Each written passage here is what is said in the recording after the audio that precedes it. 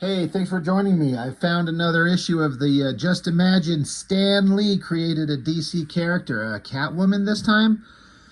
Um, I did the Superman one recently where John Buscema drew that one, and just a couple days ago I put that video up as of this recording.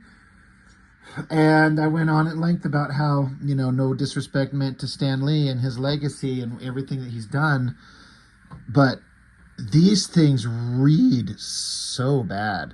They're so cheesy and poorly done and cliche. Again, maybe a kid, a 10-year-old in 1964, would find the basic premise of the story unique because, I have to kind of imagine the context in which these things exist.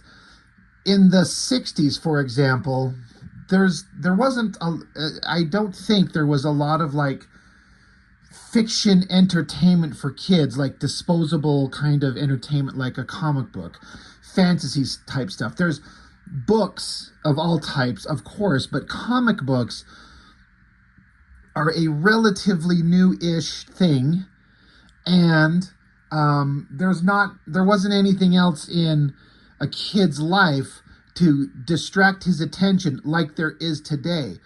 You got comics and movies and novels and TV shows and video games and a million other things going on in society and social media. So everyone who's reading like modern pop culture entertainment today and over the last 2-3 decades in general, we've all been exposed to so much stuff that it's like the manner in which the story is told.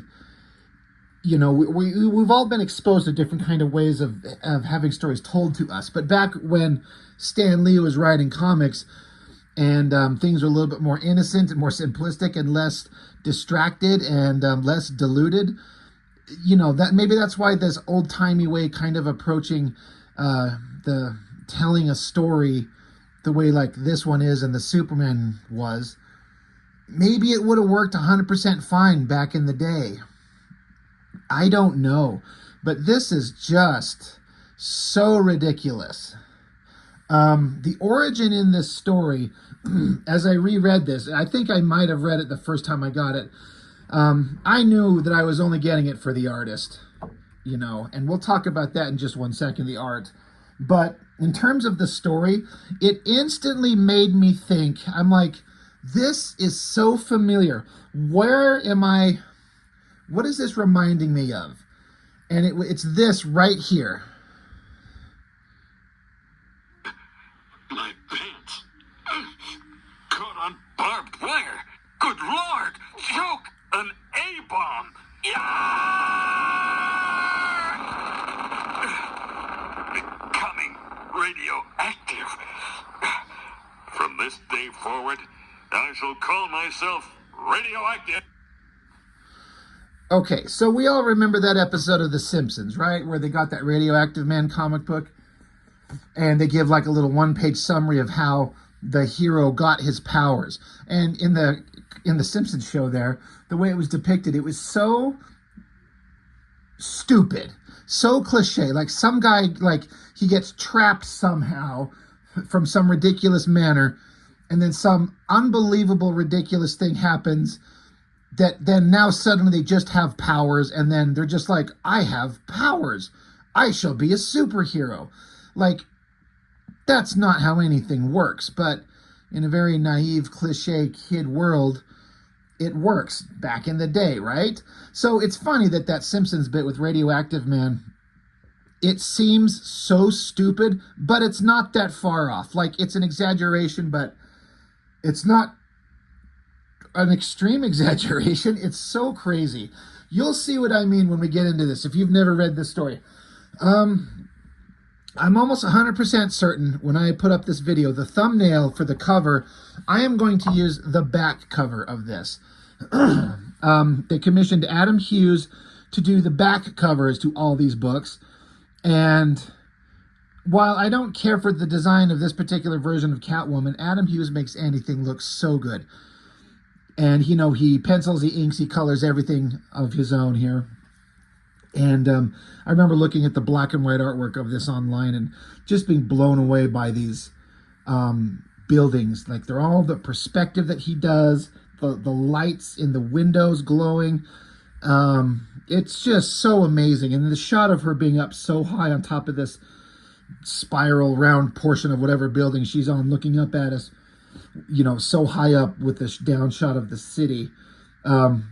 It's just great. Then his coloring's fantastic.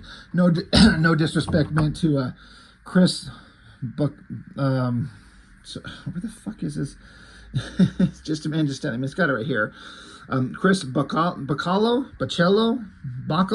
I'm sorry. I'm just gonna say bachalo because I think that's right, but I don't know. This is fine. It looks like his work distinctively, and so it's fine. But I'm sorry. I think this is just way better. It's just more attractive. But you know, I'm an Adam Hughes fan. So yeah, on the inside of the cover, like on the Superman one, it's Stan Lee, assuming he wrote this, and he's saying that they understand that the DC Comics characters exist and are just fine exactly as they are, and he's not trying to say that this is the better way to do it. It's just a fun exercise. It's just a fun what if, right? And I'm like, okay, I appreciate that. I'm, you know, I mean, we all know that, but we just kind of want to know that, you know, they're not trying to say Stan Lee could have done better than everyone who created the classic DC characters. That's not what's going on. So, writer Stan Lee, pencil art Chris Bachalo. God, I'm gonna be fucking with that this entire review. And inks by Richard Friend. You'll never find a better inker than him, you know. I mean, maybe, but there's not very many people that are better than him. That guy's really, really, really good. But so beyond the story being kind of silly, I was sitting here trying to remember if I've reviewed a book by Bachalo or not with his artwork. And then I was going to say I hadn't, but then I did do that Witching Hours series that Jeff Loeb wrote. It's been a minute since I did that review, and I can't remember what I said, but I'm sure I said something to the effect of, and it's on display in this book too. I was going to say love him and hate him. I don't hate him at all, his art. It's really good. But there's some elements to Bachalo's artwork that just, I do not get. I can see why other people like it, but basically the problem is, in some places, is that his work can be so confusing to look at, you can't tell what's going on. And it's frustrating. Like that steampunk series that he did, I remember collecting that and going, I cannot make heads or tail of anything that's going on. This is too crazy. But it's also really innovative in places. Like he can draw anything, and he can render really well, and when he wants to do a really striking, dramatic image, he'll nail it 100%. There's a reason he's kind of been amongst the top tier of artists working for as long as I've known him to exist. I mean, I first knew of his work on that Generation X, the first time I ever heard of him. But like this opening page, it could be hard to figure out if you're not familiar with his work. But once you kind of understand what you're looking at, it's really innovative and kind of interesting. And he puts you inside a scene and an environment in a way that I don't know that I've seen anybody else ever do. I mean, maybe other people have done this kind of technique, but basically you got these little figures, and I really like the backgrounds that he does. They look very lived in and believable, with the building in the background, a cat up here. They look like old, decrepit, falling apart buildings. They go down an alleyway. And so basically we're following these characters through an environment to get to a secret spot. Like there's a junked out truck here just sitting out. So they crawl into the back of the truck, but then I guess drilled through the bottom of the truck is this pipe that they slide down to. Now they're underground. So they walk down this tunnel to where there's an elevator, which they go down the elevator, exit here, and into a door to some kind of secret room, secret place underneath the city's streets. So this is visually interesting. I have to say, we got to be 100% certain that there's no way Stan Lee scripted this, like, to be visually like this. This is Bachalo coming up with this. It's probably like panel 1, bad guys in an alleyway. Panel 2, they get into a back of a truck. Panel 3, they slide down a pole. and then he just combines it into one big single image. There's no way Stanley comes up with this, right? This is a Chris Bachalo thing. And I like it. But I also can't imagine, like, there's got to be a ghostwriter on this, right? Like, does Stanley plot this out panel by panel? Or does he do it like Marvel method? Like, have bad guys go to an underground lair, and so Bachalo just comes up with it like this. I would actually be really interested to know what that technique was, how they come up with it. But so these bad guys, these just thugs, they're like, we got to hurry. We're already late. The boss doesn't like us to be late. It's cliche stuff. So they get here and they're like, hey, boss, you wanted to see us? And so there's this guy. And again, this is a weird way to introduce what will be the antagonist of the book. I almost said the show. Extreme close-up of a guy in a fucking spacesuit, like an astronaut. Like there's even kind of a argument to be made, like, you may not be able to even understand what the fuck you're looking at. Like, hands and a map. It's like you have to, like, stare at this and go, what the fuck? Oh, okay. And again, I am not anyone to critique anything. And I've done this too in my own shit-ass artwork that I do. But panel 1 and panel 2, so there's the curve of this guy's jacket, and it lines right up with the spacesuit. Call that a tangent. Move it over, move it back, move them over. Do something so it doesn't line right up. But you get so kind of like laser focused on what you're drawing, and there's just two separate panels. Like when you're drawing this part, you're just drawing this part, and then you're drawing that part. Sometimes you don't look at it as a whole and see how they kind of... It stands out to me as kind of like odd. But also odd is like, they're just underground in this big white void of a room, and a guy just stands here in a spacesuit with like a door and a map. Who the fuck is this? And then this thing I was looking at, I'm like, what the fuck is this? Like, so it's the spacesuit, but the back side of it. All right. And then Bachalo does this thing where, again, it's artistically, just like looking at the art by itself is interesting, but I remember staring at this entire lower half of this panel. It took me, I don't want to say I couldn't figure it out. I did, but I had to stare at it and like stop and think, and that fucks with the reading experience. I was like, well, what the fuck is this? What? Spaceman's got his helmet on. So I guess what happens is he lifted up his space helmet, and there's wrinkly old guy with glowing eyes. And then I was like, well, what two guys are getting hurt? No, it's just this one guy. He's called the flesh crawler. He can make your skin crawl. I mean, it's literally the flesh crawler, and he makes your skin move around your body, and it's horrible. It's painful, it's disturbing, but it's just the same guy in multiple angles as like he twists himself around, he's in pain, his shirt starts coming off. And then I could not figure out what this was. I was like, I see this, and I saw like an eye and a nose. I'm like, is this his hand or something? But no, it's just another third shot of the same guy with his shirt off. And that's his back. So we could see all this flesh bubbling up on him, and then that's just a close-up of his face. Look, again, I don't have any right to tell Chris Bachalo how to do any goddamn thing, and this is from 2002, so this is like 2 decades ago. But I could not follow what the fuck was going on. It's so odd, like, to introduce the main bad guy close-up like this, and then that's the back of his suit. Like, there's design elements that we haven't seen, so I couldn't tell who it was. And then all of this, confusing. But he can draw so well. But this is my problem with Bachalo's work. I like it in places and at times, but I'm like, it's just too hard to follow sometimes. And I hate reading a book where I stop and I'm like, oh, well, what? What's going on? What? That doesn't make for a fun reading experience. And unfortunately, I can think of no single hyper-popular artist whose work I've loved that I've had more frustration with because I could not understand what I was seeing.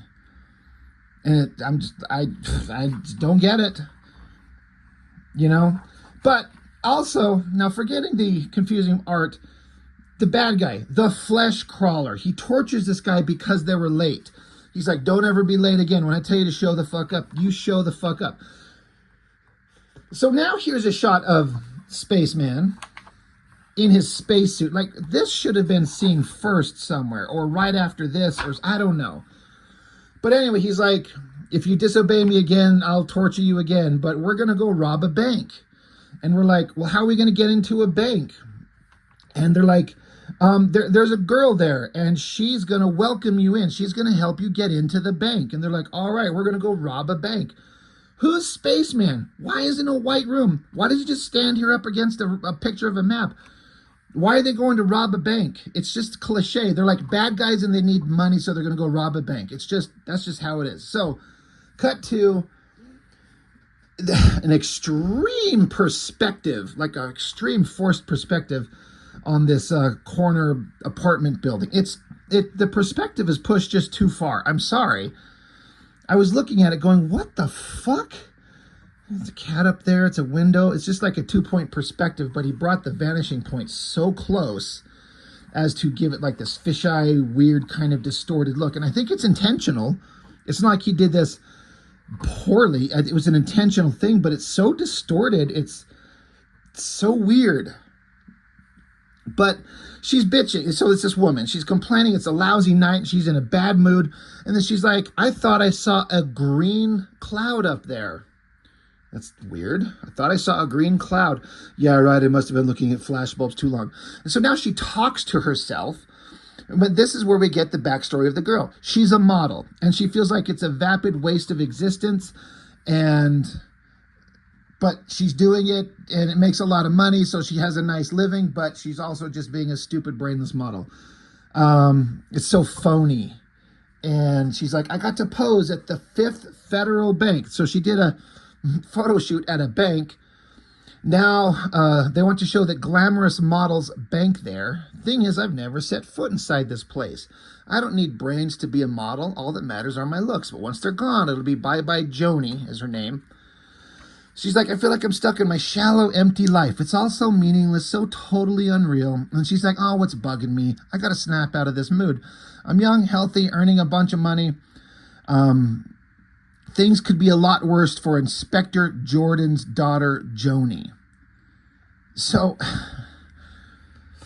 she's basically letting you know that her dad's a cop, but she is a supermodel, and she's got a cat. She's like, at least I have Ebony to keep me company. Where's my cat? She's wondering. So this is our introduction to a character. And again, it's old school, classic kind of character introduction. You know, here's me, and then here's my problems with life. Life sucks because I make so much money being a hot, beautiful model. And her dad's a cop. And so artistically, these long, skinny panels are hard to do. Bachalo, I've always liked, and again, with the same thing with his artwork, liked and disliked, for example, his female figures. He doesn't like to over-sexualize them like a lot of artists would do. You've seen me talk a lot about that because I always point it out because it's funny. When artists have girls with the huge tits and the little tiny ass and the big hips and their asses are sticking in your face, and give me the right artist and I'm completely on board with it. I'm completely fine with it. But Bachalo doesn't seem to like to do that. He seems to kind of want to keep things classy and not disgusting. My only problem is sometimes his female figures, the girls he draws, just his natural style tends to make them look really young, like teenage at most sometimes. He just has a youthful way of drawing them. Now, when he did Generation X, that worked perfectly because they're supposed to be teenagers. But when you have them surrounded by other characters that are supposed to be full-grown, like women, adult women, and they all look 18 years old or something. I'm not saying he's doing it because of any kind of a weird thing. It's just the way he draws figures, making them look so young, it just always threw me off. Anyway, so we got her little character introduction. Then her cat shows up. Oh, there you are. And so she's continuing talking about the thunder and lightning outside, where she mentioned the green cloud. She's like, don't be scared, Miss Kitty. And then she hears some steps at the door, and then people kick their way in. It's the bad guys from the first couple of pages. And he's like, we know you're modeling at the bank tonight. What you don't know is where you're taking us with you, and you're gonna tell the guard that we're your fashion designers. You're gonna back us up. So they're like, this girl's gonna be at the bank. She can get us in, so we can rob the bank. She's like, there's gonna be a crowd. People will see you. And he's like, only if they're, people will see you. They'll know who you are. And he's like, only if we leave people alive. And then they cut to another shot outside, and they're like, now move. That lightning's coming too close. That lightning that they've referred to twice now, green light, lightning and thunder. And then, so I guess her cat now suddenly attacks the guy. So she goes running, the cat runs with her, and then lightning just strikes the fucking apartment. Boom. And she's like, so much lightning all around us. I must be seeing things. It looks so green. We're too close to the window. Yarg! It's the Simpsons thing. It's the radioactive man right there. Pants caught on a barbed wire. Oh no, an A-bomb. Literally, like, I got attacked. A bolt of lightning. Yarg! Boom. She gets struck by lightning. Okay, are we following? She got struck by lightning. So she falls to the ground, glowing, and then it took me again a while to like, what the fuck am I looking at? Like, I saw the cat head, but I'm like, it's her face in profile, her nose and mouth, but I looked at that going, what am I looking at? But it's like the cat comes up while they got struck by lightning, glowing, and touches her. So then the thugs are like, where'd she go? I don't know, the light is too bright. They're like, how come the light was so green? Who cares about the blasted light? Forget the color. Find the girl. So now they can't find her, but there's some glowing lights in the background. Now they get attacked in the dark, getting slashed and beat up and confusing the bad guys so much that they turn and shoot each other. So there's apparently 3 of these guys, which I didn't know. 1 and 2. 1 and the 2. And then, but there's 1, 2, 3. Like, this panel is hard. Like, you can't hardly tell there's 3 guys there. There was no 3 guys before. It just, oh, there is a 3rd guy back there. There's just some face shape. I'm sorry, this is Bachalo's work. It is so hard to see. Now, once you see it there, it's like obvious, but it's, this is my problem with this guy's work. Anyway, 2 of the guys shoot each other, and so then they see her zipping by in the light from more green lightning. They shoot at her. He walks out to the balcony, and then she sneaks up behind him, kicks him off. Kicks him off the balcony. So she's sitting there. Now she's standing on the balcony. She says, "What's happened to me? All of a sudden, I feel capable of anything, like I've been reborn. From this day forward, I shall be Radioactive Man." So we have a monologue. This is literally the page where where he's like, from this day forward, I'll be Radioactive Man. She says, "It was after the green lightning bolt hit me. I was able to see in the dark like a cat, just like Ebony can. I can extend my claws, but they're much longer than hers. I feel stronger, faster, more alert, every nerve tingling, my senses all on edge. Since I know I'm not hallucinating, there's only one answer. That green lightning bolt striking Ebony and me at the same time, it's given me the powers of a cat." I literally started laughing out loud at how fucking stupid this is. This is so dumb. That is a great shot. That shot, the back, the torn outfits to get some skin. I don't get why she it mutates her body to give her it's not like her fingernails or something, but whatever, right? That whole speech, and I read it word for word, it's so silly. She's like, "This is great. I can retract my claws at will. Oh, Ebony, thank heaven you're all right. Her cat's fine." And then she's like, "I suddenly feel as if I can almost sense your thoughts, and you can sense mine. I have a hunch you'll be more than just my pet from now on. In some strange way, we'll be more like partners." We're 11 pages in, and I was laughing at how bad this is. So then the next morning, cops show up, and they're like, "Oh, the cops were here to rob you or something. Good thing you're so tough, Ms. Famous, you know, fashion model. Meanwhile, we cut to, it's the modeling agency, and it's basically her boss and all the people she works with at the modeling agency. And on the news, it's been reported that the model, Joni, the girl, was attempted to be robbed, but she stopped the bad guys, and so now it's kind of a, she's famous because she defended herself, though no one knows she's a Catwoman. So, you know, it's publicity for them. So there's some kind of character back and forth between the jerk-off boss and a jealous girl and the stupid love interest guy.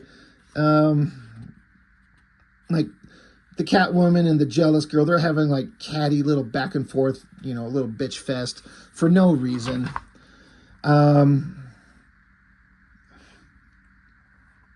Yeah, so it's just, there's nothing worth talking about. It's just like, oh, she works at a modeling agency and she's got friends and people. We're just introducing ourselves to all the other characters. This shot of her looked weird. This doesn't look like Chris Bachalo at all. I'm not saying he didn't draw it, but I'm like, this is a strange shot. It doesn't look like him. So now we get a recap of everything that just happened on the previous pages. She's like, I can't wait to tell Dad what happened to me. He always thought modeling was such a useless career. I know in his heart of hearts, he wished I'd taken up police work, but he'd be so thrilled when he sees what I'm able to do now. Might get even more famous. There's his car. I'm so glad he's home. So just a recap of everything that happened visually. Bachalo's always been good with like establishing shots. Well, I guess I was just complaining about that very weird angular shot on the building on that previous page, you know. But that being said, this kind of straight on shot of this like suburban house looks great. You know, it looks believable and it's easy to read. That's the great part. So she meets up with her dad and he's watching TV and he basically complains because he's a cop and he hates vigilantes. He's like, I don't know about this person. Let's see. Oh, yeah. The TV's talking about Wonder Woman. There's a Wonder Woman out there, which Jim Lee drew, and I've got somewhere. But the TV is reporting about Wonder Woman. So he's like, I hate these superheroines. They think that they're above the cops. They make us look bad. We give our lives, you know, our lives on the line 24 hours a day. He's like, I hate people with superpowers. They fucking suck. They're all about fame and glory. And he's like, even though modeling's a waste of time, I'm glad you're a model instead of one of those rotten superheroines. Anyway, what'd you want to talk to me about, my daughter? I started laughing again. Like, it's so fucking dumb. It's so simplistic and cliche. Like, Daddy hates superheroes when she was just coming to tell him that what she can do. And she's like, oh, no, never mind, Daddy. My cat's going to have kittens. He's like, oh, that's great. So, again, it's, you know, you're setting up like the closest person to her in her life doesn't approve of the alternate life she's probably about to take up. But we've seen that a million times. This is why these are not good stories. And again, no disrespect meant to Stan Lee, but this isn't a fun exercise. It's terrible story is what it is. So now she sits around and she has to figure out what she's going to do with the rest of her life. Destiny gave me my powers. I can't let them go to waste. There's so much good that I can do. Till now, I was just drifting. My life was shallow, but now it has meaning. I have a purpose. And then it's like that dark shadow. What? Oh, and it's just her cat. Oh, there's Mr. Kitty. So now she's like, well, living the life of a supermodel, I know how to sew. So she makes an outfit. Add shoes, a belt, and hair, and voila. From this day forward, she shall be Catwoman. And again, this is Bachalo pushing kind of like his art into kind of a, like she's got a giant head and hyper pointy boobies, very slender hips. I'm not saying it looks bad. It's very stylish. It's not my favorite. Especially I'm not on board with like the giant head thing. You know, it's intentional on his part, of course, but it's just odd. I don't like it, but I would never ever tell him or anybody that it's bad. It's just not for me. Before I look like that. There's also a weird design element that Adam Hughes added this like boob window shaped like a heart. And I don't think she actually has it. I mean, she's turned away. You could say it's hidden back in there, but we'll see. But anyway, so now she's Catwoman. She got zapped by lightning, beat up some thugs, and like the next day she's like, I'm going to be a superhero. So now she's out leaping across rooftops. And this is again Bachalo doing like here's a single city shot and just has her multiple images of the character moving through the frame as she kind of talks about the blackest night is like daylight to me. My limbs feel like they're made of rubber. I'm fast. I can move around without making sound. I'm just like a cat. You're like, okay. Okay. Sure. Oftentimes I don't care for when they take an obvious real photo of a city and put it in the background, run it through a filter because they don't want to draw the cityscape. Often I don't care for it, but for some reason in these pages, I actually don't mind it. I think it looks fine there and there and there. I'm kind of okay with it. I'm usually not, but I don't know. I don't know why. It just works. But there's some, fun artwork, where she's going to slide off the edge of the building. She's getting used to her powers. There's a shot where she's crawling up. A little booty shot right there. That's a good drawing. I like the way he kind of renders black leather. Doing black leather and putting the highlights in the right spot, it's hard to do. It's a trick. But another cliche. So I was going to say cliche number 2, but we're on cliche number 457. But she's out learning to use her powers on her first night as a hero. And of course, there's a building on fire. Don't ever live in a city with a superhero when they first get their powers, because your building could fucking go up in flames and you have to hope they come rescue you. This is another cliche thing. I literally started laughing again. I'm like, oh my God, no, there's not. There's not a building on fire and she has to go rescue people. Like, we want to see our hero do some heroic shit. They have to put themselves in danger. They have to test themselves. They have to have their first adventure as a hero and succeed and fail and decide that they're doing the right thing. Like, I get it. But a building on fire. I don't know what else. So she goes jumping off the roof. I like that shot as she jumps. That's really cool. She jumps across the way, grabs onto the building, smashes her way inside. That's pretty cool right there. And then another one of those shots where there's like this environment and we're following the characters as we go through. There's like a family. She's going to help them get out, but there's someone else who's someone's trapped. So she goes up to this wall and look at this skinny, like Gumby figure. It's totally a weird artistic choice he made. I mean, it's odd, but she has to get through the wall. So she's like, jabs her claws through the wall and twists them in a circle. And then she says, I can slash my way through, but then she kicks her way in. But there's some other people there. She's got to rescue all these people.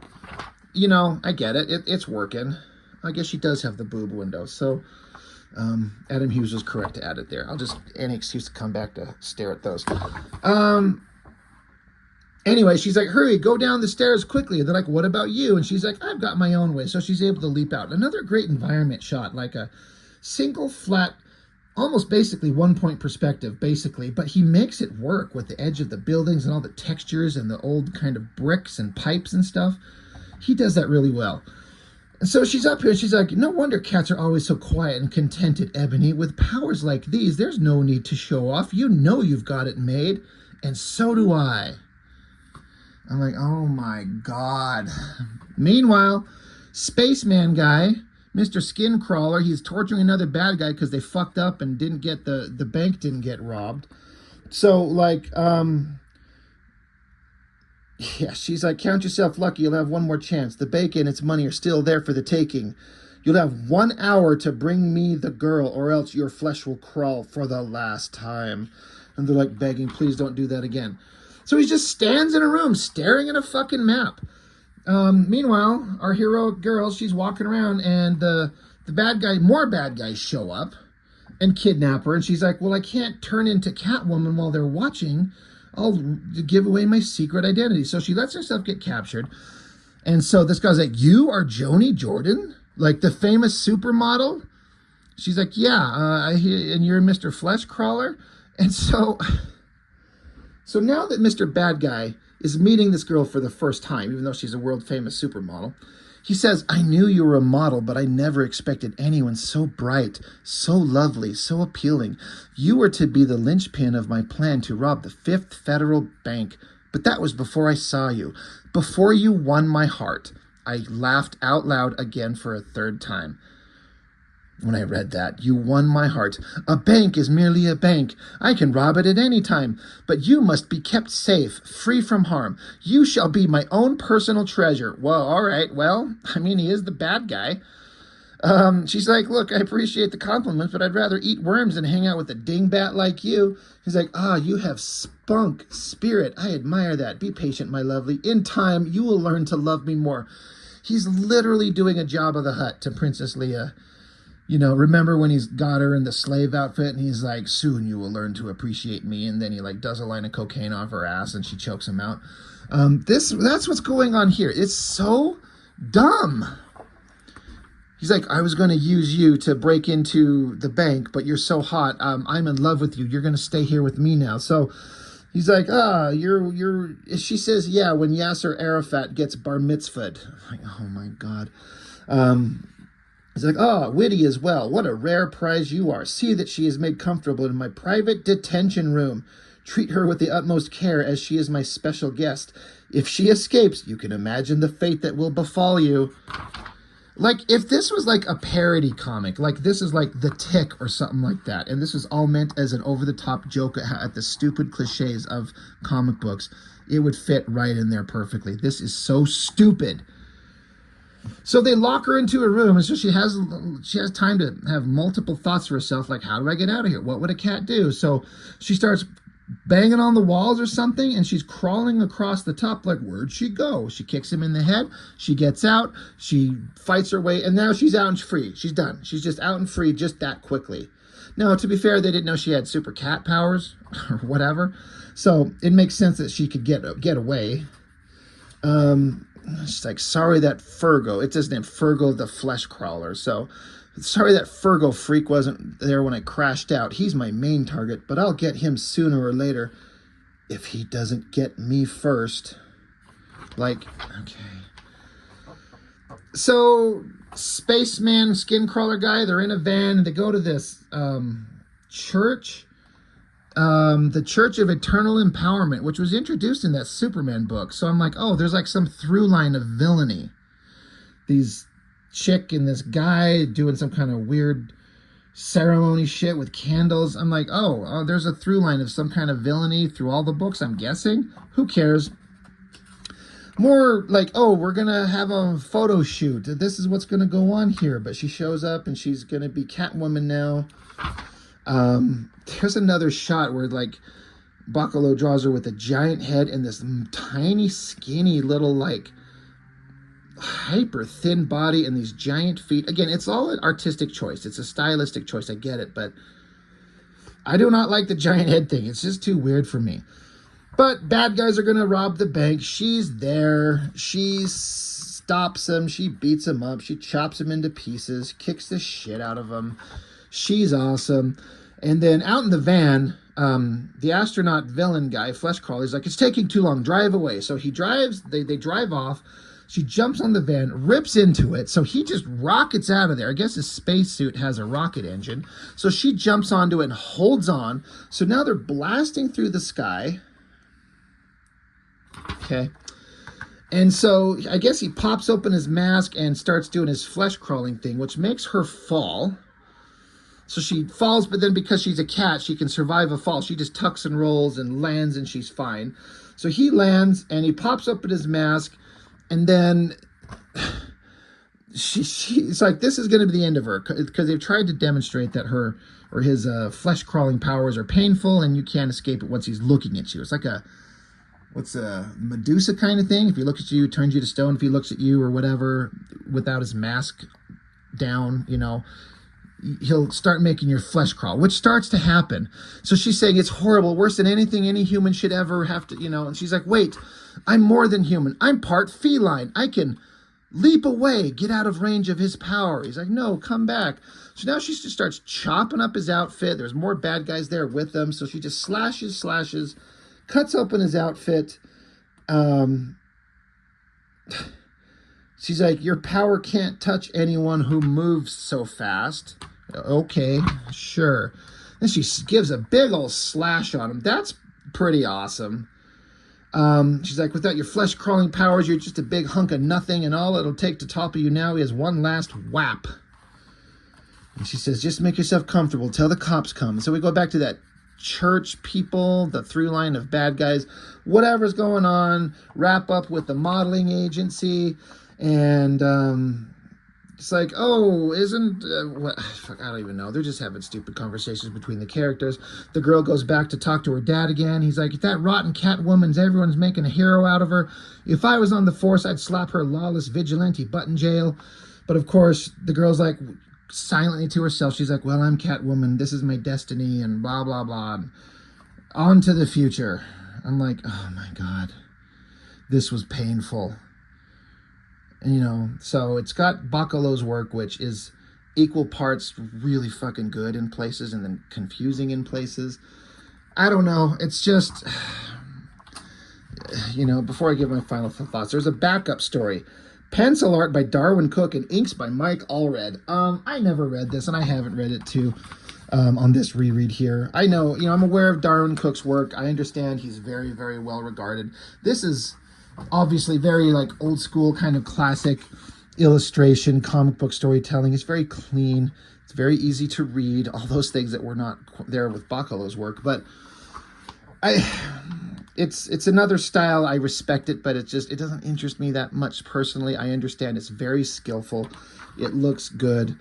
I'm just not interested in this. I'm not interested in the story. Like, if I was into the characters, I'd be more interested in reading this, but I don't care. So anyway, that was awful. That was just terrible.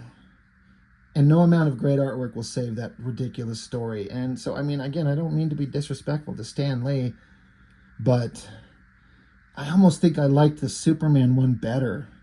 That was full of the same kind of cliches and ridiculous stuff, but it felt more, it just, the balance of everything worked. Nothing in there made me like want to laugh at how bad it was. It was just like, yeah, this is old school superhero construction, right? This is just awful. So bad. So, I don't know. I'm curious what everyone thinks. Let me know what your thoughts are on this. Am I just being rough? Am I being too harsh on it? Is my comparison to The Simpsons Radioactive Man too far off? Because it's really not. It's 100% accurate. Anyway, that's all I've got. Thanks for watching. I really appreciate it. See you next time.